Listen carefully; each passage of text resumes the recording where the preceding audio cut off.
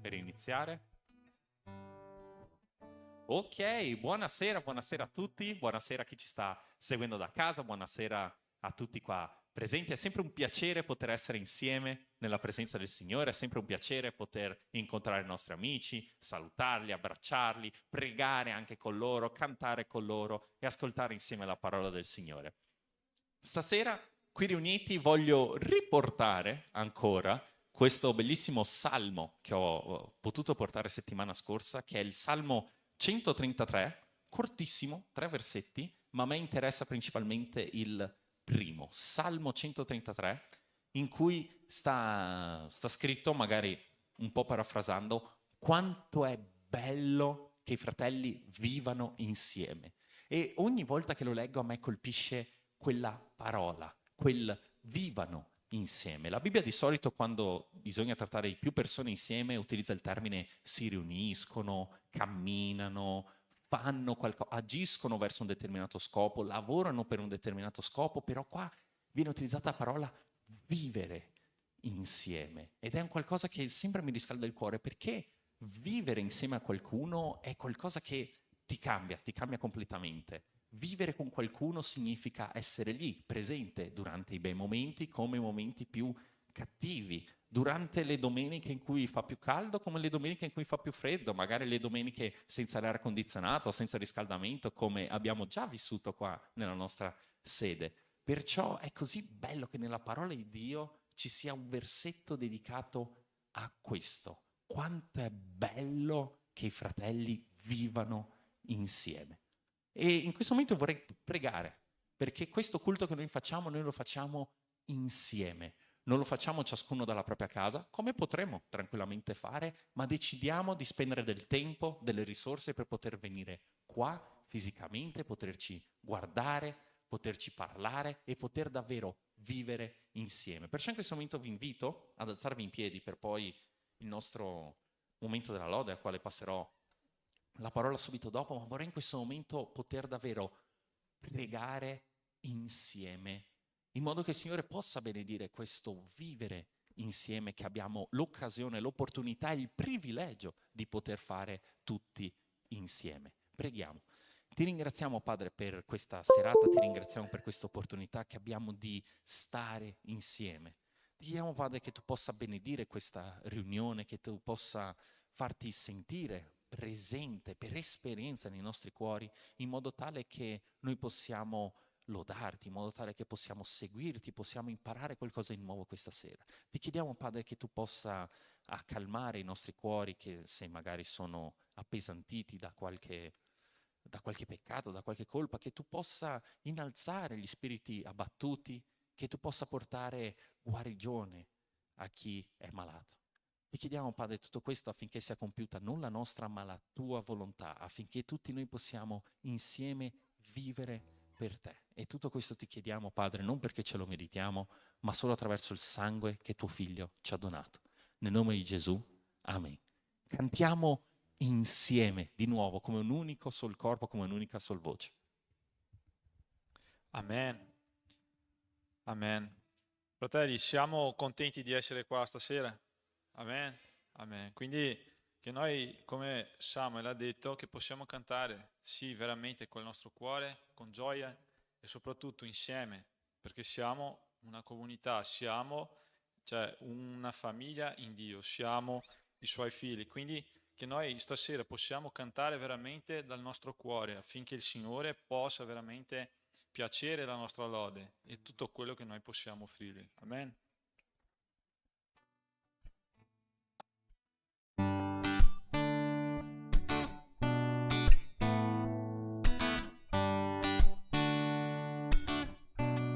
Ho paura, non voglio arrendermi, di nulla sono degno di quello che hai per me. Con la tua forza, oh Dio, paura non avrò, so che il debole farai vincitore. Dammi la fede di Daniele davanti ai leoni, la speranza che ha avuto nel deserto Mosè. Dammi un cuore come Davide, sei la mia difesa, affrontare affronterò i giganti con fiducia in te.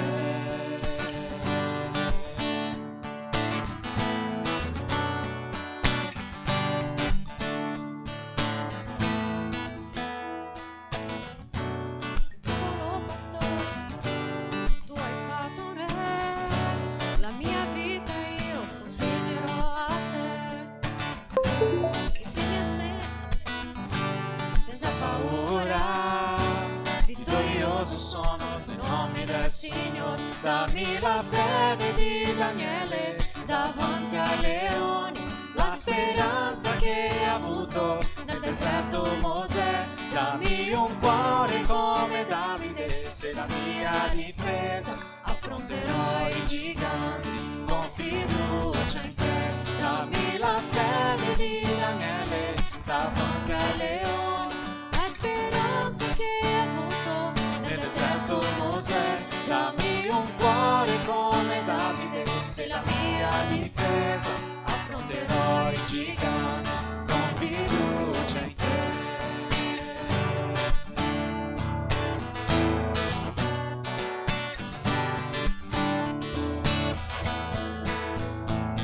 Alzerò la voce, griderò, griderò e poi lo loderò, il suo nome solo innalzerò. Gesù, Gesù, alzerò la voce, griderò, griderò e poi lo loderò, il suo nome solo innalzerò. Gesù, Gesù, alzerò la voce, griderò, griderò e poi lo loderò, il suo nome solo innalzerò. Gesù, Gesù, alzerò la voce, griderò, griderò e poi lo loderò, il suo nome solo innalzerò. Gesù, Gesù.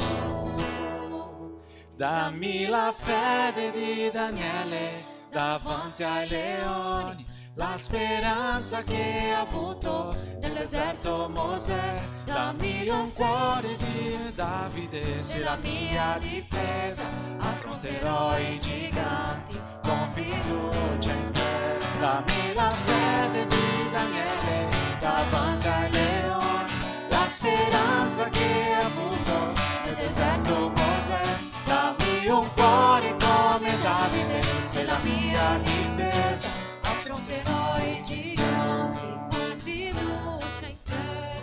Affronterò i giganti con fiducia in te.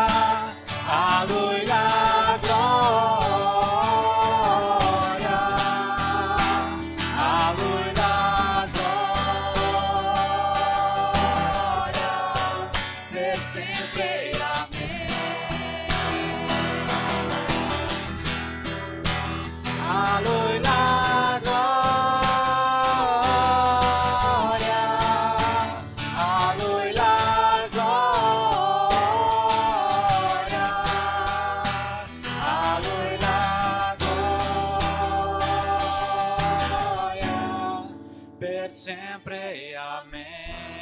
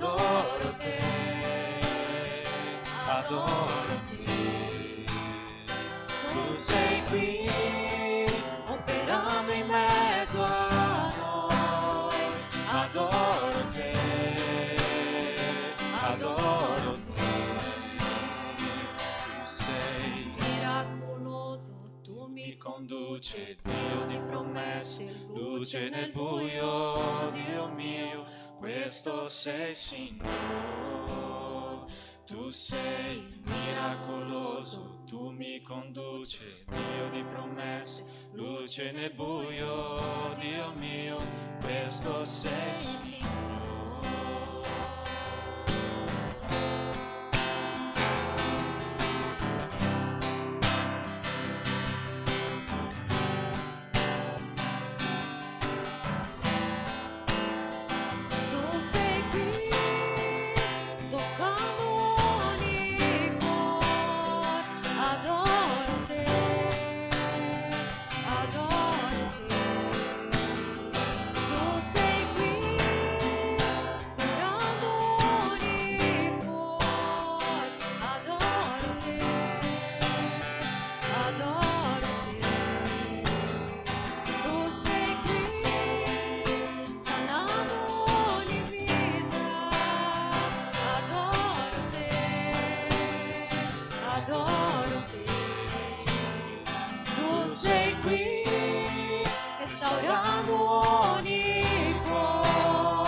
Adoro te, adoro te. Tu sei miracoloso, tu mi conduci, Dio di promesse, luce nel buio, Dio mio, questo sei Signore. Tu sei miracoloso, tu mi conduci, Dio di promesse, luce nel buio, Dio mio, questo sei Signore.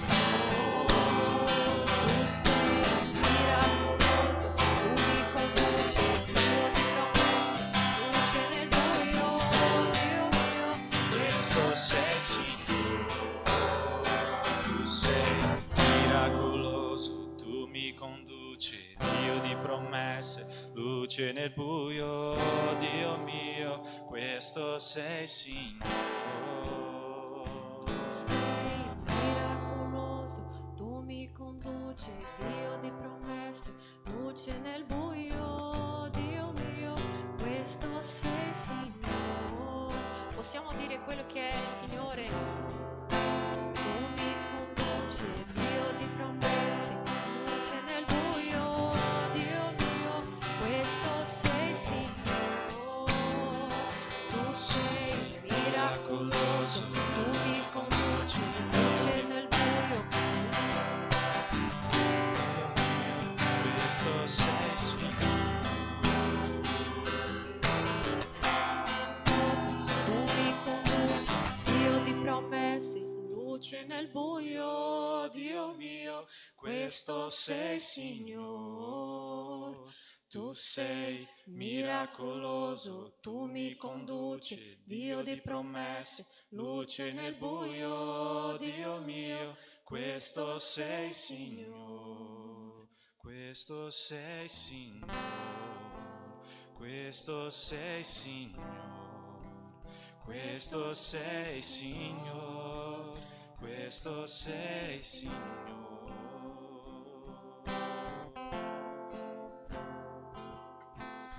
Signore, noi vogliamo, Signore, veramente darti tutta la nostra lode. Noi sappiamo che tu sei, Signore, miracoloso. Sappiamo, Signore, che tu sei un Dio potente. Sappiamo, Signore, che tu sei con noi.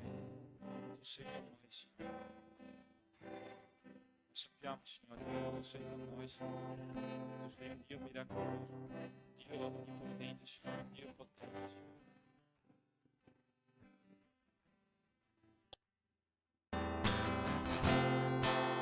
Sappiamo, Signore, che tu sei un Dio potente, Signore. Tu sei un Dio potente, Signore, miracoloso, Signore, nel nome di Gesù.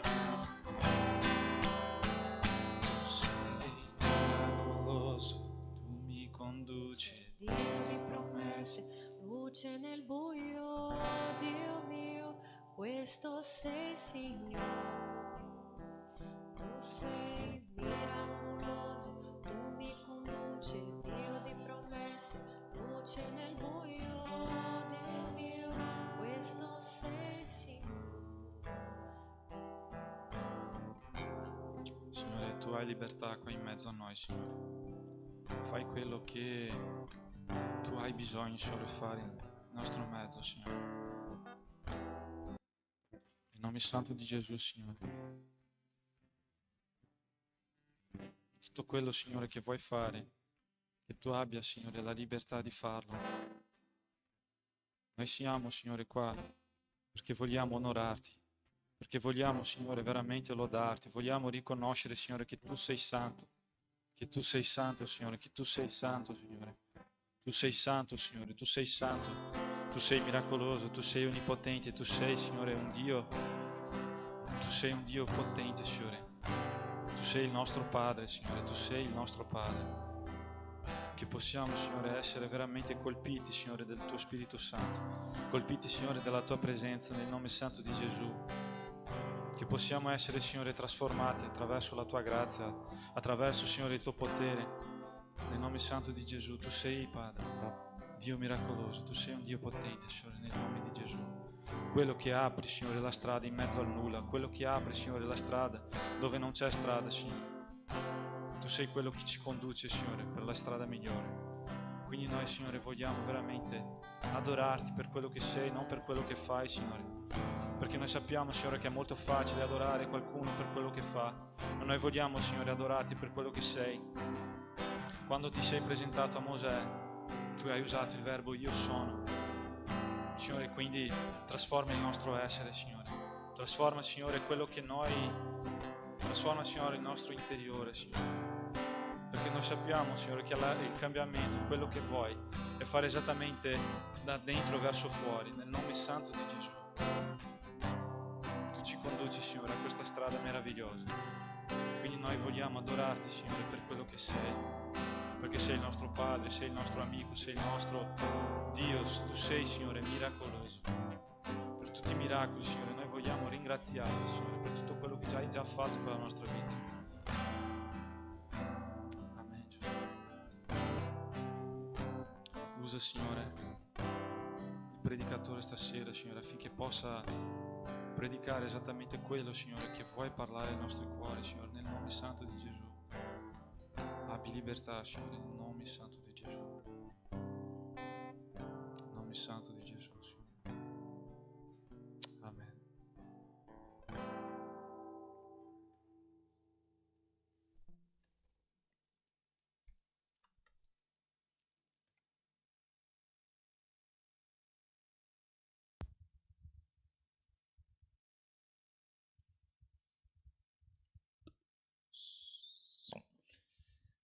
Buonasera, buonasera di nuovo, buonasera a chi non c'era prima. Sempre un piacere poterci ritrovare qui, insieme, vivendo l'esperienza che è la presenza del nostro Signore Gesù Cristo.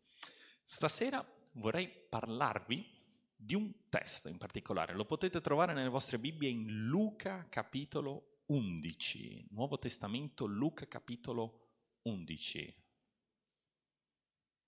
I versetti dall'1 al 13. Oggi è un testo un pochino più lungo del solito, perciò sarebbe davvero il caso di aprire le vostre Bibbie, siano esse cartacee, siano esse digitali, siano nell'app, siano nel sito, sia chiedendo a qualche intelligenza artificiale il versetto, qualcosa che ho già visto fare, ok? Lo accettiamo anche quello. L'importante è avere la parola di Dio aperta davanti a sé. Perciò Luca capitolo 11 versetti dall'1 al 13, in cui sta scritto: Gesù era stato in disparte a pregare.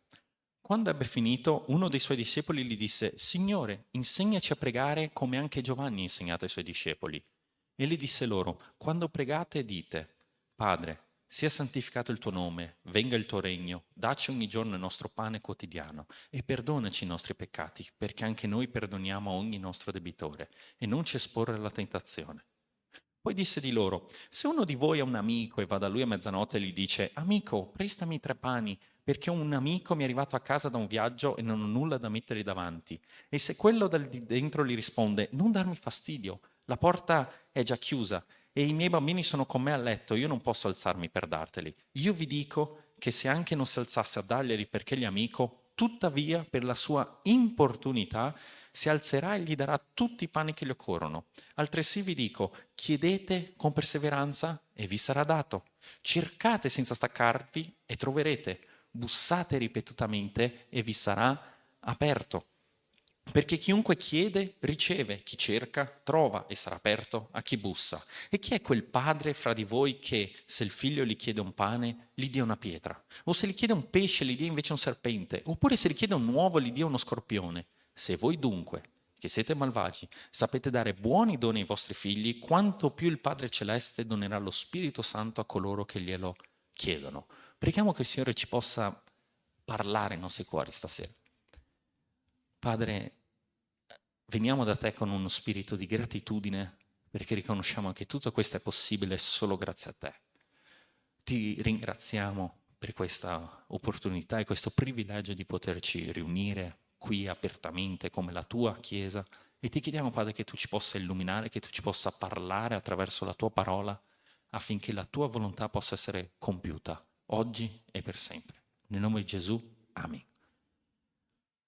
In questo testo, abbastanza lunghetto, voglio prima parlarvi della prima metà, la preghiera. In particolare mi piacerebbe molto che questo testo potesse essere accolto come una sorta di lettera d'amore a quello che è il ministero della sentinella che sabato dopo sabato prega per noi, a tutti quei fratelli della Chiesa che giorno dopo giorno si inginocchiano per poter pregare e ancora pregare.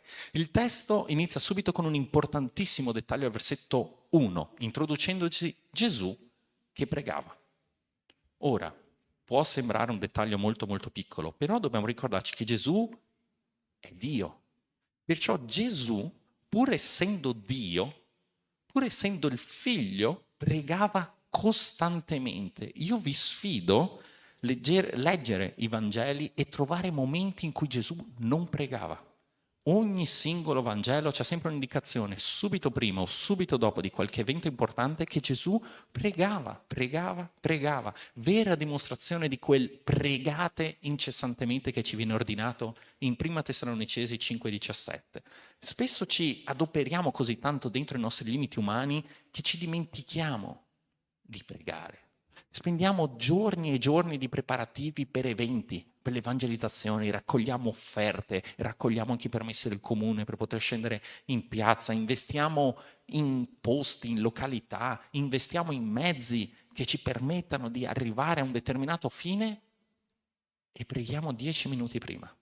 Oppure spendiamo intere giornate a predicare il Vangelo, intere giornate magari in campeggio, a vivere da vicino quella che è la comunione, quella che è la scoperta del nostro rapporto con Dio.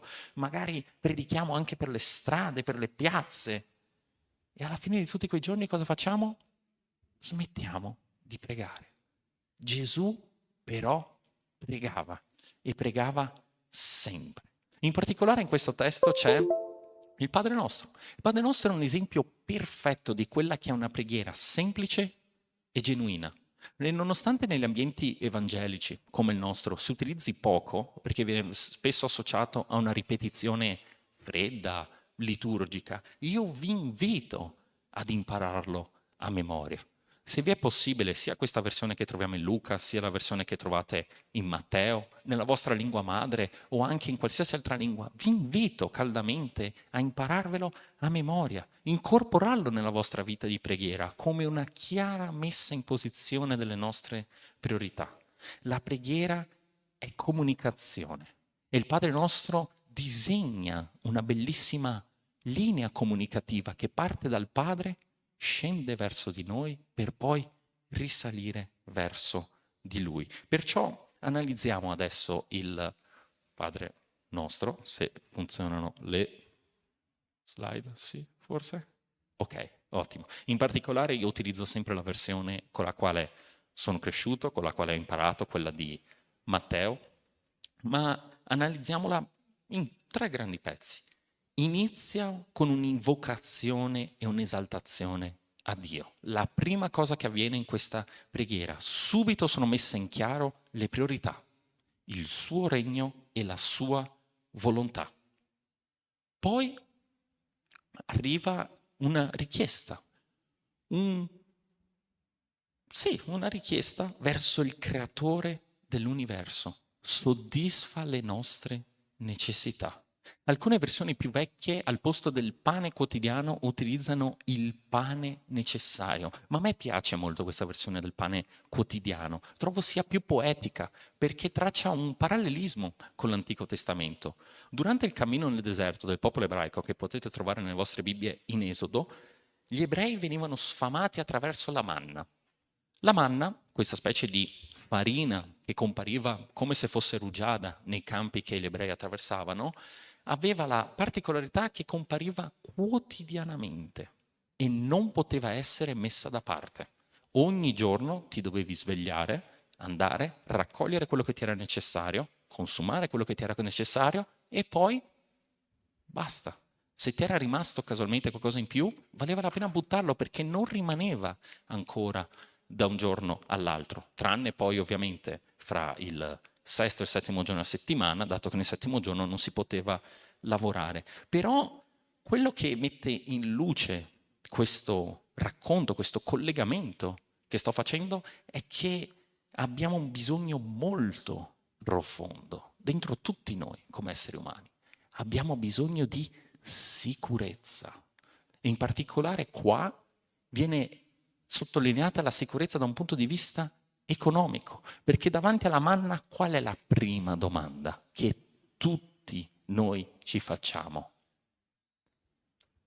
E se domani non cade? E se domani piove, c'è maltempo? E se domani non bastasse per tutti? E se il Signore fosse arrabbiato con me e domani non me ne desse?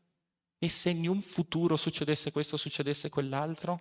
È la prima domanda che tutti noi ci facciamo davanti a un fenomeno del genere, perché è difficile mettere tutta, e intendo tutta, la fiducia sul fatto che anche domani Dio ti sfamerà.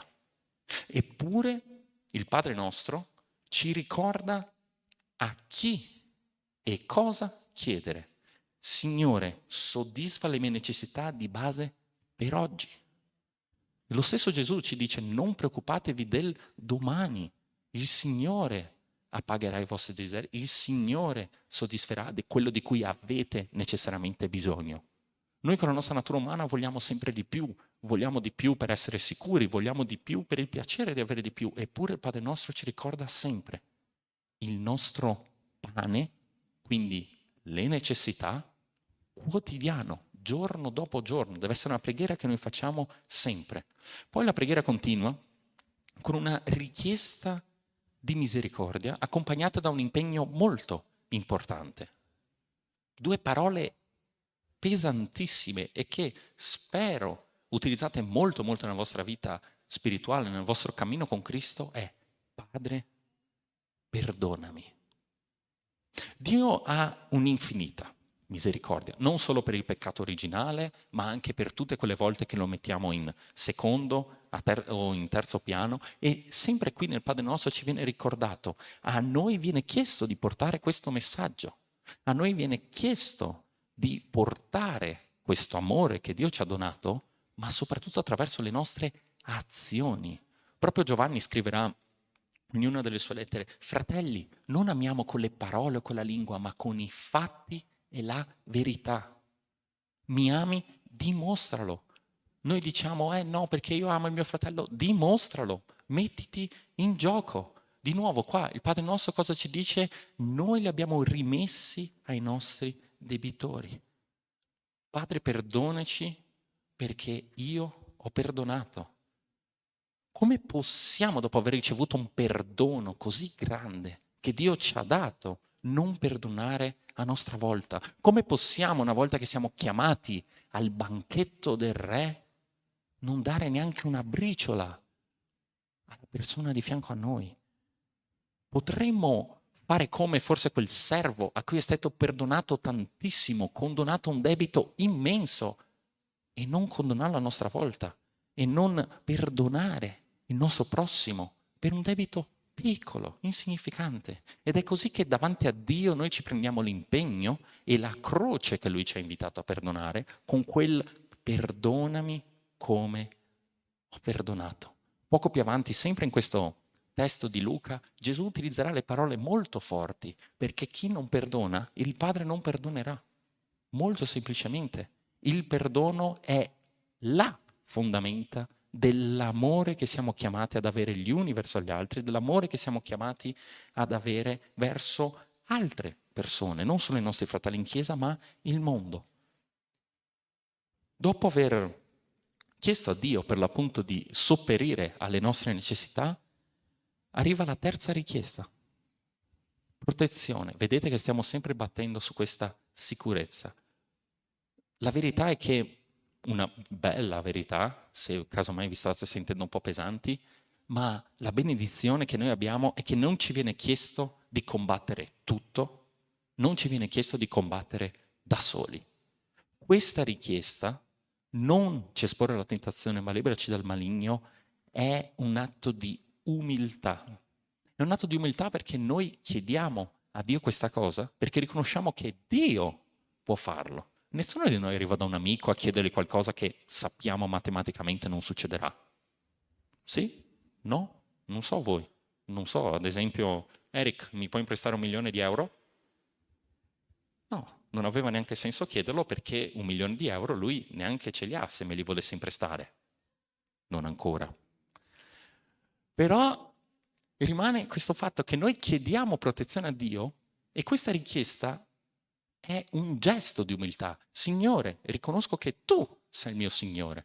Perché di nuovo, nell'ottica di servo e padrone, non è compito dei servi proteggersi. Il padrone deve proteggere i servi. Perciò, di nuovo, con queste semplici paroline, noi cosa stiamo dicendo? Non possiamo fare nulla se non attraverso te, come abbiamo visto in Giovanni capitolo 15.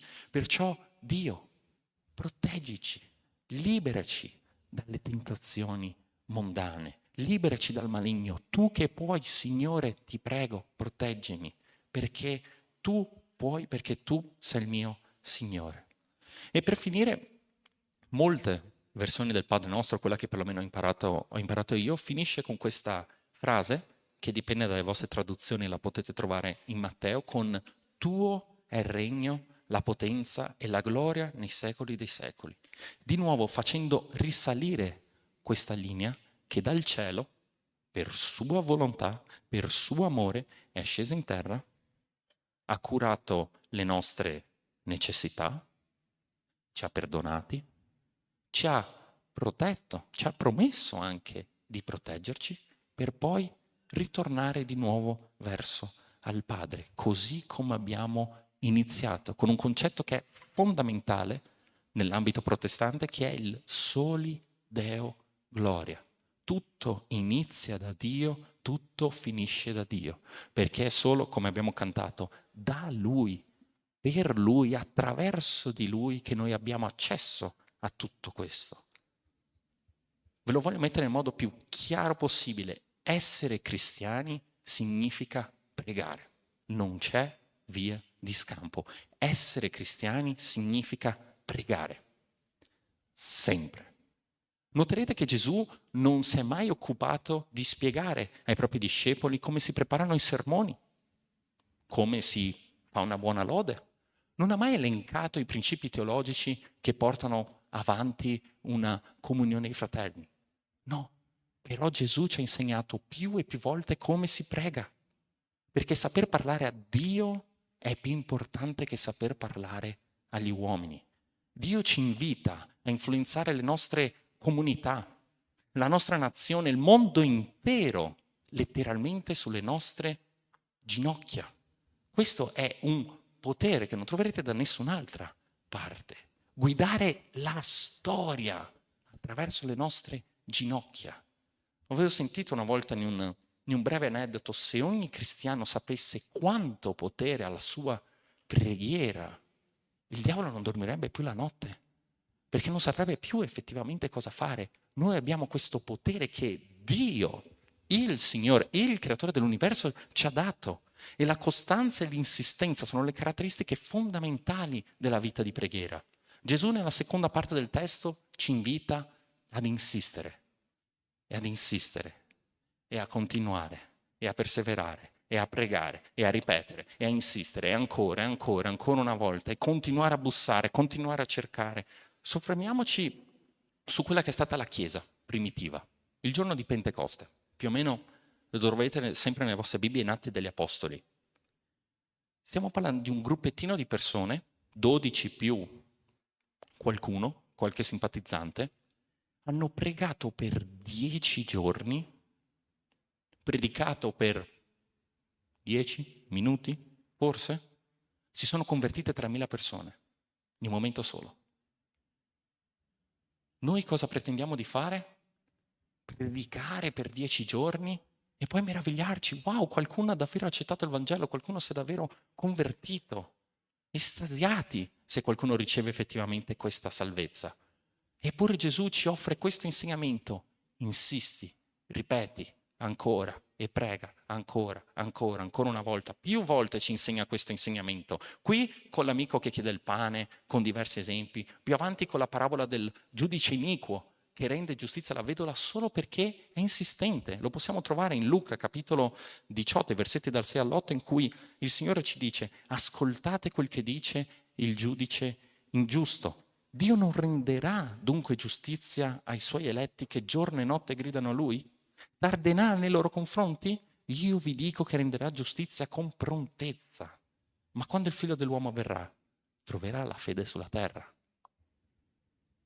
Un giudice che ha accolto la richiesta della vedova, che ha accettato di fare il suo lavoro solo perché la vedova ha insistito, ancora.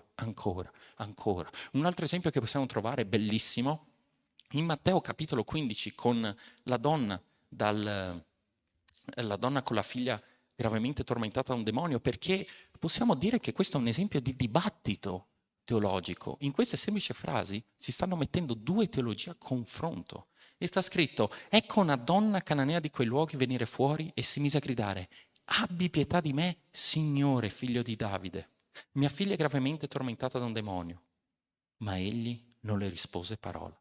Quando leggiamo questo pensiamo: caspita, ma Gesù, quello che era sempre disposto ad aiutare, neanche si gira a guardarla. Ma continuiamo a leggere. I suoi discepoli si avvicinarono e lo pregarono dicendolo: mandala via perché ci grida dietro. Ma egli rispose: io non sono stato mandato che alle pecore perdute della casa di Israele. E qui c'è il nodo. Questa donna non apparteneva a Israele. Era di un'altra regione, apparteneva a un'altra famiglia. Lei non aveva diritto ad accedere a questa pietà di cui sta parlando. Il testo continua. Ella però venne e gli si prostò davanti dicendo: Signore, aiutami. Di nuovo insiste. Gesù rispose: non è bene prendere il pane dei figli per buttarlo ai cagnolini. 2 volte ha chiesto aiuto, 2 volte il Signore le ha risposto: no, guarda, mi dispiace. E lei ancora una terza volta: dici bene, Signore. Eppure anche i cagnolini mangiano dalle briciole che cadono dalla tavola dei loro padroni. E allora Gesù le disse: donna, grande è la tua fede, ti sia fatto come vuoi. E da quel momento sua figlia fu guarita. Questi sono tutti casi di persone che hanno insistito, perché avevano a cuore qualcosa di molto più grande del tempo investito ad insistere. Questa donna stava insistendo così tanto perché c'era la vita di sua figlia sulla linea, in gioco, in ballo. La vedova stava lottando per i suoi diritti, per il diritto di esistere, il diritto di essere ascoltata, il diritto di poter possedere, il diritto di poter vivere. E di nuovo hanno insistito. Cibo per un ospite, giustizia, salvezza. Quanto è prioritario per te essere riempito dallo Spirito Santo? Quando è stata l'ultima volta che ti sei preso l'impegno di insistere in preghiera per un motivo a te caro? Pane e preghiera, preghiera e pane. La tua vita cristiana è grande tanto quanto la tua vita di preghiera. E noi abbiamo, possiamo dire, l'infinito onore di poter andare da Dio in persona, poterlo afferrare, poter dire: io non ti lascerò andare prima che tu mi abbia benedetto. Signore, io ritorno da te ancora, perché ho a cuore la vita di quel mio amico che si è perso. Signore, io ritorno da te perché ho a cuore la vita dei miei familiari. Signore, io ritorno da te e ancora, e oggi non ho ricevuto risposta, io continuo, insisto e ancora. Io, se posso confessarvi, personalmente la mia vita di preghiera non credo sia all'altezza di una predica di questa portata e posso confessarvi che ho passato molti anni della mia vita a mettere in secondo piano questa storia dell'insistenza. Se arrivava davanti a Dio, gli si chiedeva, se arrivava la risposta bene, se non arrivava la risposta va bene, via, prossimo. E se vi posso portare una brevissima testimonianza, ho capito effettivamente questa cosa dell'insistenza grazie a un'opportunità che ho avuto, un'esperienza che ho potuto vivere con molti altri qui dei presenti quando siamo andati in Portogallo quasi un anno fa. Caspita, quasi un anno fa. È successo qualcosa di davvero speciale perché eravamo un buon gruppettino e Pastor Caio ci ha mandato con la sua benedizione, salutiamo Pastor Caio che ci sta seguendo da casa, dicendoci che guardate lì avreste trovato dei pastori che hanno fatto davvero tanto con il loro gruppo giovani. In particolare ci aveva dato 2 nomi, a me ne aveva dato solo uno, che era questo pastore con il compito di vai da lui, chiedili consiglio, raccontagli la nostra storia, vedi che lui ti possa illuminare con qualcosa. Questo benedetto pastore Elias Dantas, che saluto perché forse anche lui ci guarderà da qui un giorno, perché è stato questo momento in cui mi sono accorto che in un evento con 3.000 persone, questo pastore era il capo assoluto di questo evento. Quindi non è che aveva esattamente molto tempo a disposizione da spendere per conversazioni e cose del genere. Il primo giorno siamo arrivati, il primo giorno l'ho visto e il primo giorno ho detto questa è la mia opportunità di parlare con lui, posso andare. Sono andato da lui, abbiamo scambiato 2 parole. Ciao pastore, ciao. E da lì non sono più riuscito a rivederlo per il resto della giornata. Va bene. Secondo giorno, arriviamo lì la mattina, dov'è il pastore Elias Dantas? Non si vede. Va bene. Pomeriggio, arriviamo lì, chiedo ai miei amici, dov'è il pastore Elias Dantas? Qualcuno di voi l'ha visto? No. Va bene. Arriviamo la sera, di nuovo, pastore, dov'è? Non si vede da nessuna parte. Ah, forse io l'ho intravisto lì in quella... Corro, non lo trovo. Così un giorno, così 2. All'alba del 3° giorno, no. È stato finalmente il momento in cui sono riuscito ad arrivare da lui, parlare con lui. È stato davvero un momento molto bello, mi ha dato un consiglio molto profondo. Sono molto grato. Però è tornando a casa in un lungo viaggio in autobus che io mi sono accorto, caspita, ma io per un uomo, un cristiano, sono stato disposto per 3 giorni e 3 notti guardarmi costantemente intorno, non dormire la notte perché sennò potevo perdere l'occasione di vederlo.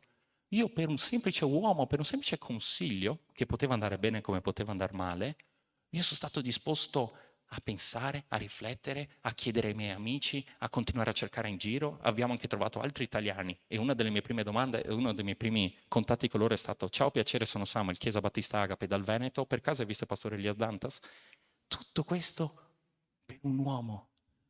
Quando Dio letteralmente nella mia camera, letteralmente nel mio letto, letteralmente nella mia vita quotidiana, le degno di una preghierina al giorno, 3, secondo i 3 pasti principali della giornata.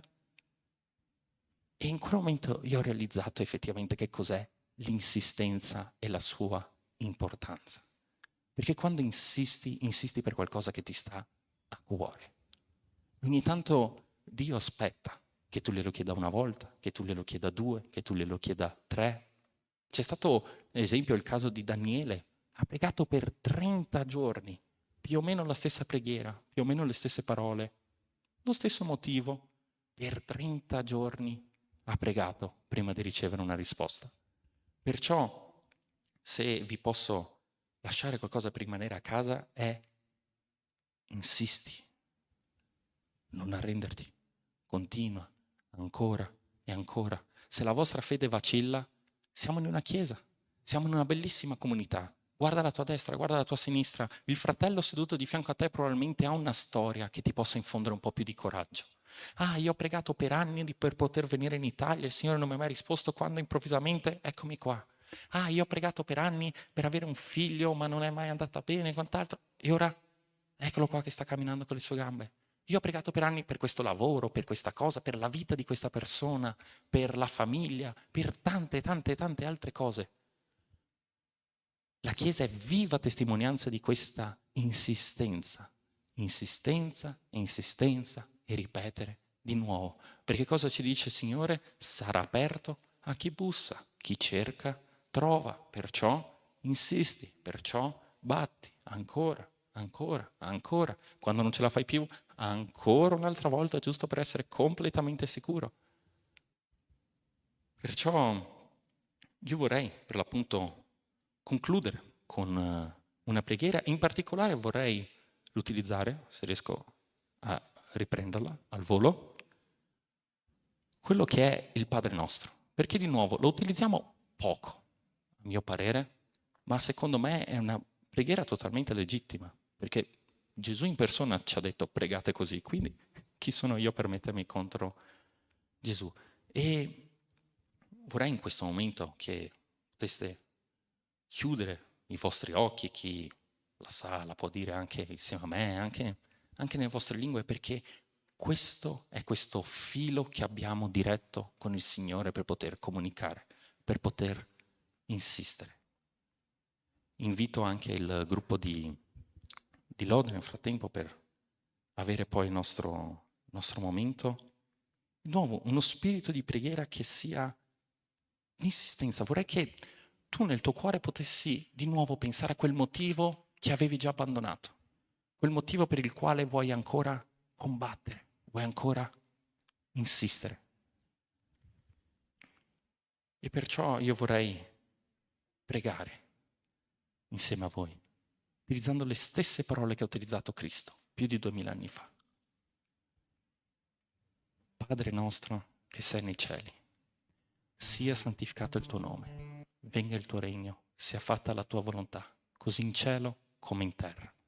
Dacci oggi il nostro pane quotidiano e rimetti a noi i nostri debiti così come noi li rimettiamo ai nostri debitori. Non indurci in tentazione, ma liberaci dal maligno. Tuo è il regno, la potenza e la gloria nei secoli dei secoli. Amen. Chiedo adesso di alzarmi in piedi per il nostro momento con la lode a cui passo la parola.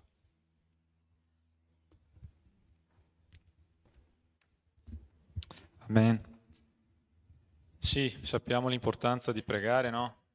L'importanza di parlare con il nostro Signore. Sappiamo che pregare è veramente parlare con il nostro Dio e non c'è mistero, no?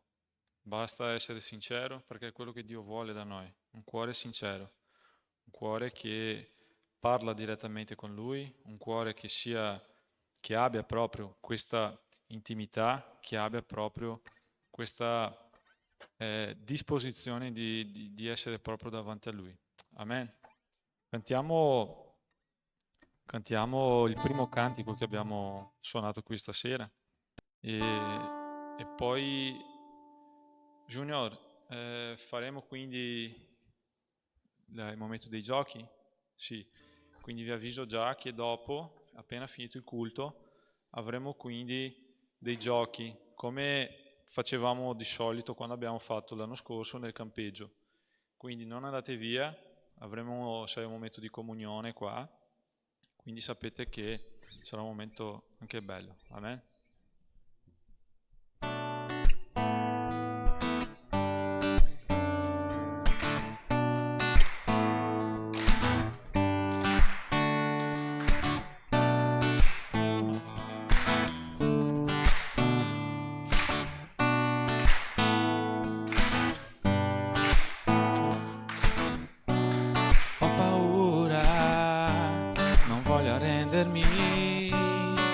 Sono degno di quello che hai per me.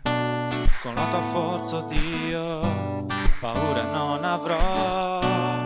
so che il debole farai vincitore. Dammi la fede di Daniele davanti ai leoni, la speranza che ha avuto nel deserto Mosè. Dammi un cuore come Davide, sei la mia difesa, affronterò i giganti con fiducia in te.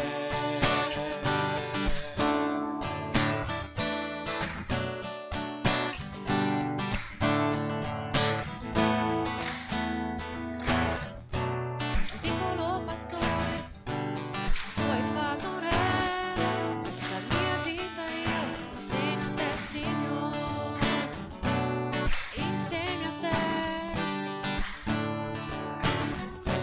Vittorioso sono nel nome del Signore, dammi la fede di Daniele davanti ai leoni, la speranza che ha avuto nel deserto Mosè. Dammi un cuore come Davide, sei la mia difesa, affronterò i giganti con fiducia in te.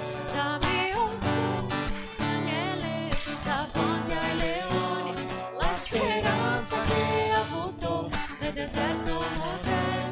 Dammi un cuore come Davide, sei la mia difesa, affronterò i giganti con fiducia in te.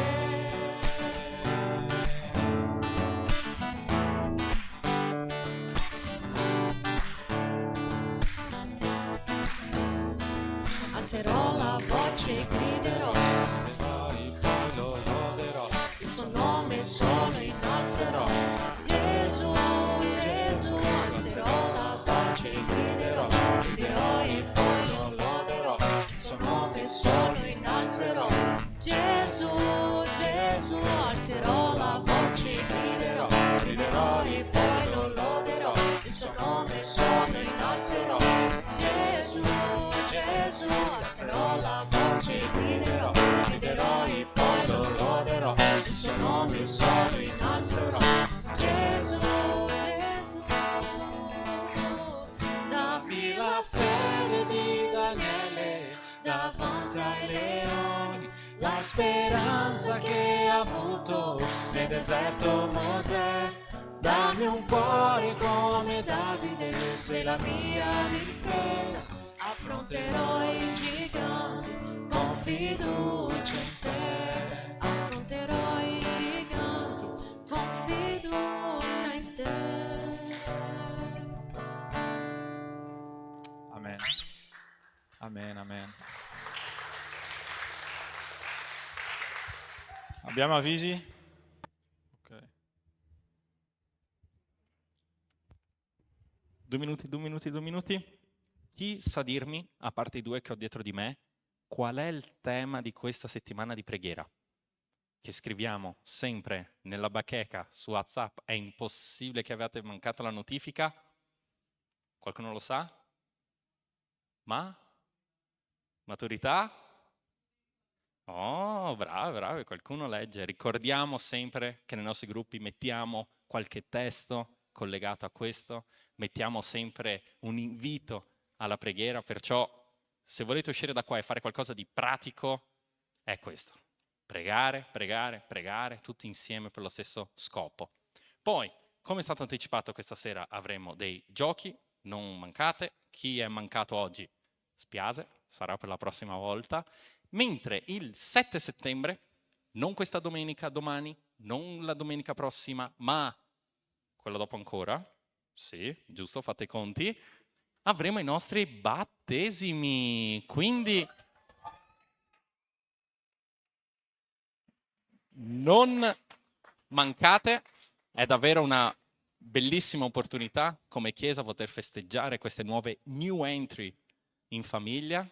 Avremo in particolare Nicole che si battezzerà, quindi mi raccomando, siamo lì in prima fila, cantare, festeggiare insieme, perché è un giorno di festa. Giorno di festa, per qualsiasi domanda potete chiedere a chiunque, ok?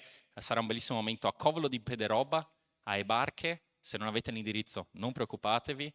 Domenica faremo il nostro culto, chiuderemo velocemente, andiamo lì, facciamo i battesimi e poi se magna, ok? Perciò questo è davvero un momento bello per poter vivere insieme come fratelli. Concludiamo così il nostro culto, credo di aver detto tutti gli avvisi. Sì?